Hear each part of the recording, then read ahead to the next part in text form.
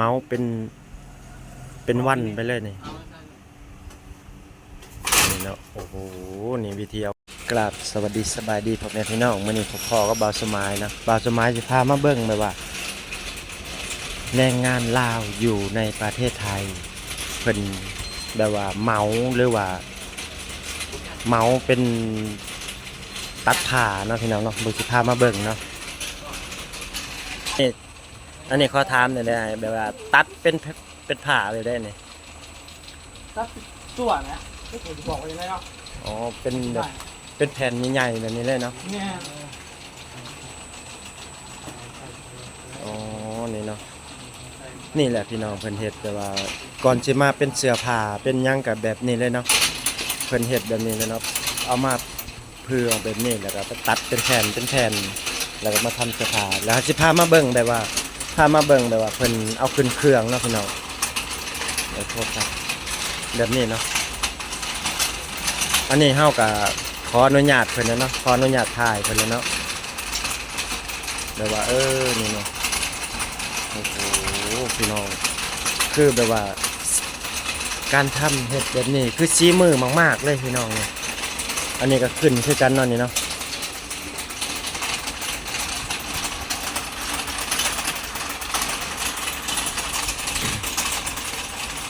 โอ้โหพี่น้องเบิ่งกันไปยาวๆเนาะพี่น้องเนาะแล้วก็ที่เป็นแบบเป็นช่วงเป็นตอนเนาะอันนี้คือตอนแบบว่าเอาออกมาจากม้วนเนาะพี่น้องเอาออกมาจากม้วนแล้วจะมาเป็นแผ่นแบบนี้เนาะเป็นแผ่นที่ว่าเฮาตัดเป็นชิ้นแล้วไปเฮ็ดเป็นไปยิบไปตัดไปต่อกันแบบว่าเสื้อผ้าเนาะพี่น้องเนาะนี่เนาะคือเป็นนี่โอ้โหพี่น้อง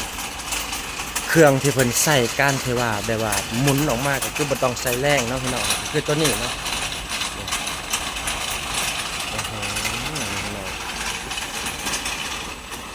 นี่คือแบบว่า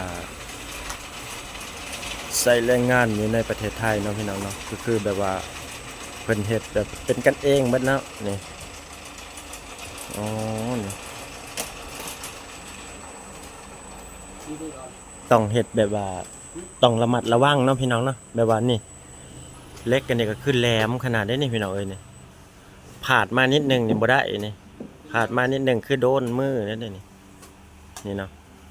เพิ่นก็สิเอาขึ้นอีกแหละรอบนึงเนาะนี่นี่แหละคือมืออาชีพตัดผ้าเนาะแบบว่าเมาเนาะเมาเป็นวันไปเลยนี่นี่เนาะโอ้โหนี่วิธีเอาขึ้นพี่น้องเอ้ยมานี่เนาะเพิ่นโยนขึ้นไปแล้วเพิ่นก็จะเอาลงมาแบบนี้เนาะสาวลงมานี่คนงานของเพิ่นก็สิมีแบบว่าประมาณ3คนเนาะเฮ็ดอยู่ในส่วนนี้เนาะ1 2เนาะก็คือมาขึ้นเป็นแผ่นแบบนี้เนาะขึ้นเป็นม้วนแบบนี้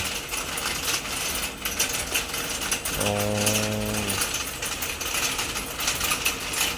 คือมืออาชีพเลยเนาะนี่เนาะเฮ็ดนี่เนาะคือมืออาชีพโดยเฉพาะเลยถ้าเฮ็ดถ้าบ่แม่นมืออาชีพคือเฮาเฮ็ดแบบต้องระมัดระวังก็คือเหล็กตัวนี้เนาะเหล็กน้ำเหล็กแหลมตัวนี้เนาะพี่น้องนี่ขอถามหน่อยได้เนาะเฮ็ดอยู่นี่จักปีแล้วเนาะยังไม่ทันหอดปีครับยังบ่ทันฮอดปีบ่อ๋อก็ต้องแบบนี้เฮาต้องใส่ความชำนาญเนาะแล้วซีมือแบบละเอียดเรียบร้อยถ้าบ่ซีมือเนี่ยก็คือแบบว่าต้องโดนอันนี้นะเนาะ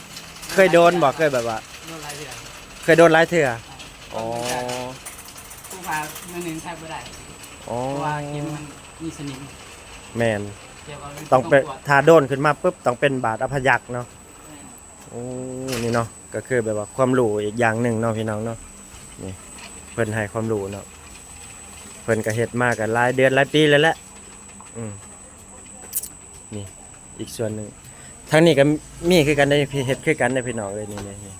เนาะมืออาชีพเลยมืออาชีพเนาะนี่นะอ๋อนี่เนาะขอบมุกขอบคุณหลายๆเนาะที่พี่เพิ่นให้ได้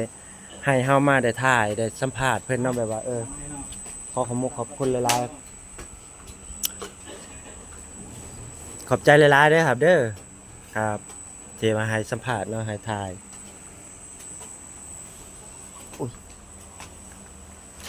ขอบใจหลายๆได้อ้าย